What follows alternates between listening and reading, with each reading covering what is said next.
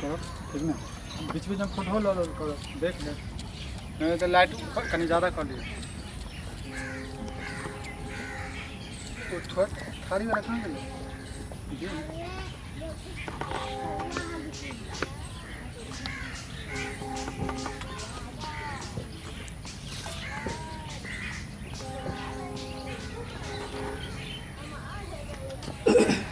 Shoot के तैयारी हो रहा है।